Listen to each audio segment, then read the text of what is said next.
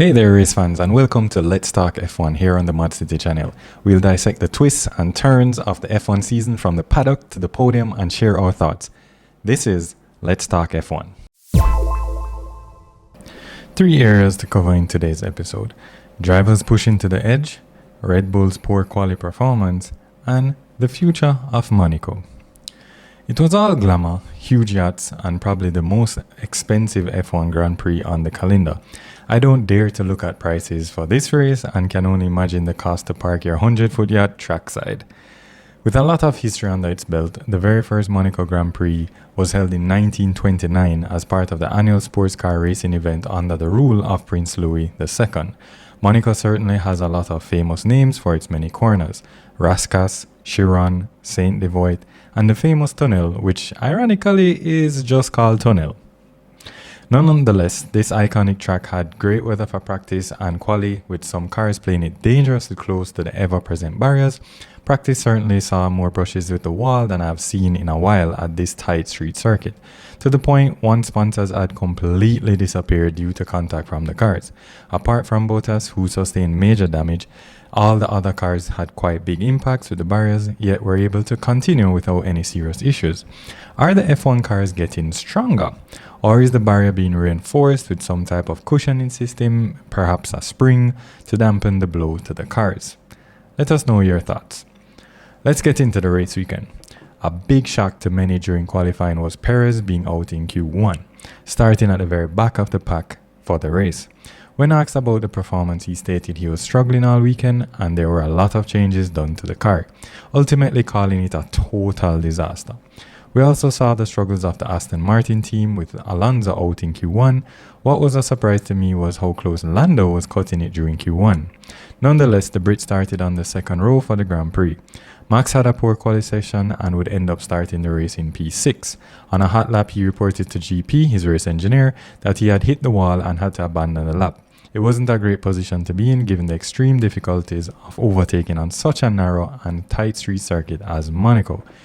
Yuki again outqualifies Daniel, making it to Q3. The Japanese driver continues to impress and has certainly found his groove with this RB team, doing remarkable things in the car given where he was last year. Albon scraped through to Q3. Good to see a Williams performing well, despite the car struggling to get the tyres in the right temp window.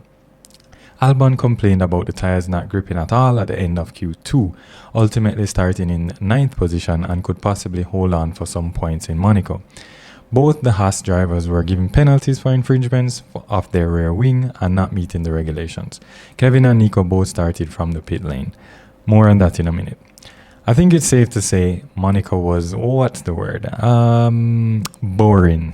About 5 drivers shared that sentiment in interviews, with no real chance to overtake. Pit stops happened really early after lap 1 due to the red flag, so everyone swapped compounds as required by F1 and held on till the end.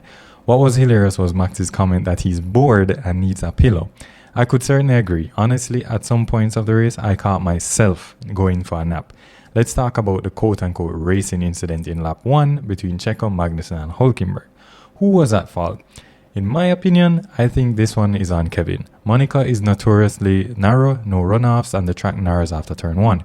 Why risk it and be out the race completely? If that incident didn't occur, it would have been a much more interesting race where pit strategy would come into play big time. Switching gears a little bit now, what's up with Esteban Ocon? He basically ran over Gasly, literally. There's even talks of him being banned by the team and missing the next race. I mean, why risk that with your teammate or even at all?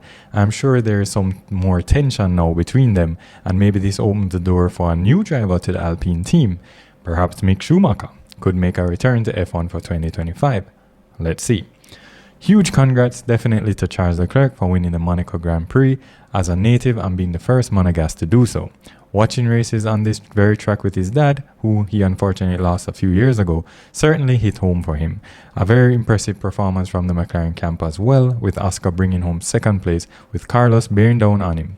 Sainz certainly had some luck for this one after that puncture on lap 1 and then having the red flag and able to make it back to the pit for a tyre change.